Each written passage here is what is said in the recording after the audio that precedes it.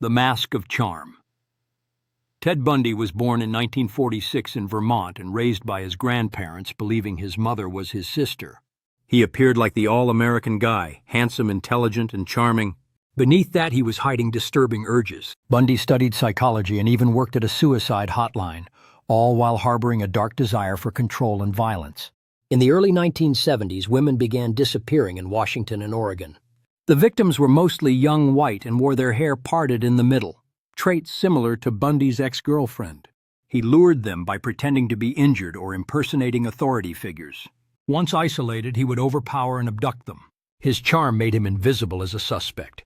He blended in perfectly with society, which only made him more dangerous. This was just the beginning of one of America's most notorious killing sprees. By 1974, Bundy's killing spree escalated. Young women continued to vanish from college campuses across the Pacific Northwest. Police were baffled. No witnesses, no crime scenes, just missing girls. Bundy moved to Utah and continued his crimes, including the attempted abduction of Carol Daronch, who managed to escape and alert police.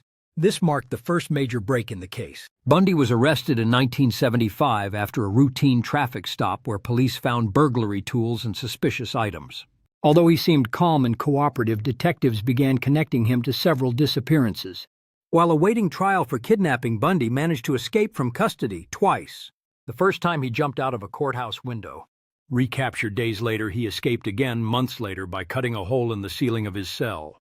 This time he vanished for good, heading to Florida where things would turn even darker. After his escape in late 1977, Bundy made his way to Florida under a fake name. Just weeks later, he committed his most brutal crimes. On January 15, 1978, he broke into the Chi Omega sorority house at Florida State University. In a rampage lasting less than 15 minutes, he attacked 4 women, killing 2 and severely injuring the others. That same night, he assaulted another woman just a few blocks away. Weeks later, he abducted and murdered 12-year-old Kimberly Leach, his youngest known victim. Bundy's Florida crimes were especially vicious and left behind more evidence. Police tracked a stolen car and arrested him on February 15, 1978. This time there would be no escape. Bundy insisted on representing himself in court, turning the trial into a media circus. With his charm and narcissism on full display, he cross-examined witnesses and played games with the justice system, yet the evidence was overwhelming. As his execution date neared, Bundy found solace in his confessions, revealing chilling details of his heinous acts. In the weeks leading up to his death, he engaged in interviews attempting to maintain his charm while simultaneously unburdening himself. Those close to the case were left astonished by his candid admissions, which painted a portrait of a deeply troubled mind. On the day of his execution, the atmosphere was heavy with tension as media outlets and supporters gathered outside the prison awaiting the outcome that would finally bring closure to many families. Bundy's Florida trial began in 1979 and was the first to be nationally televised. Despite his legal knowledge and confident attitude, the case against him was rock solid. Survivors identified him, bite marks on a victim matched his teeth, and the evidence was damning. He was convicted for the Chi Omega murders and sentenced to death. In a bizarre twist during the sentencing phase, Bundy proposed to a former co-worker, Carol Ann Boone, in court, turning it into a legal marriage. They later had a daughter while he was on death row. Despite 2 more trials and additional death sentences, Bundy kept delaying execution with appeals and confessions. As his death approached, he finally confessed to over 30 murders, though the true number may be higher.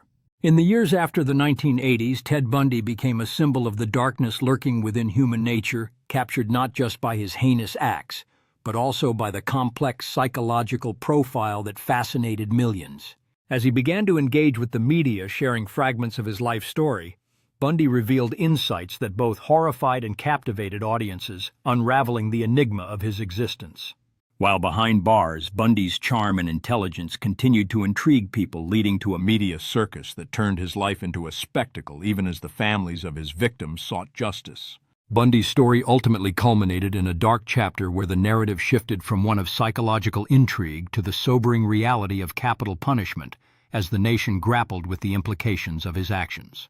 Years after his execution, Ted Bundy's narrative continues to evoke both empathy and repulsion, reminding society of the fragile line between human darkness and the quest for understanding.